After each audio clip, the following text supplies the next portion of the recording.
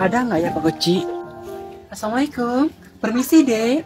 Waalaikumsalam. Ini rumah Pak Kecil bukan? Betul ya, halo Pak Kecil. Dinosaur Kak. Maaf ya dek, kakak nggak ngerti bahasa Aceh. Oh iya, saya tahu bahasa Indonesia. Baik dek, Pak Kecil ada? Ada di belakang lagi bersalin. Sebentar ya Kak. Hah? Pak Kecil bersalin? Iya, ayah saya di belakang lagi bersalin. Memangnya laki-laki bisa bersalin dek? Bisa Kak. Di sini semua orang bisa bersalin. Loh. Maksudnya gimana ini ya? Watra koi?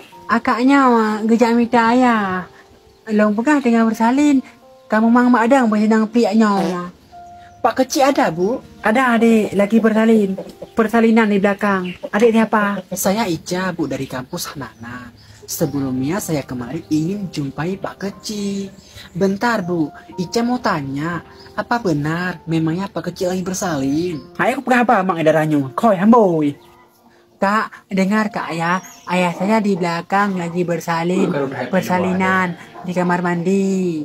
Oh my, Anak kampus, alih pun ada kamar pangan rawan. Yang masa Nesha, hanya kendo babai. iya Pak, saya Ica ingin minta tanda tangan dari Bapak.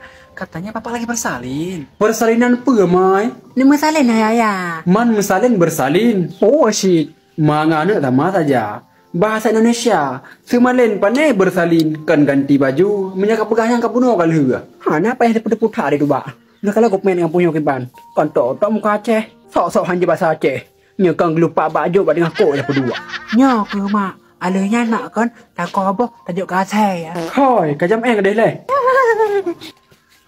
Ada lain ya keluarga Bapak? Mau lihat keluarga saya atau mau teken? Enggak jadi aja ya Pak? Ini maya budok. Kejap petak kah? Kemah gahan. Ban sabar mau pelaku ike ya.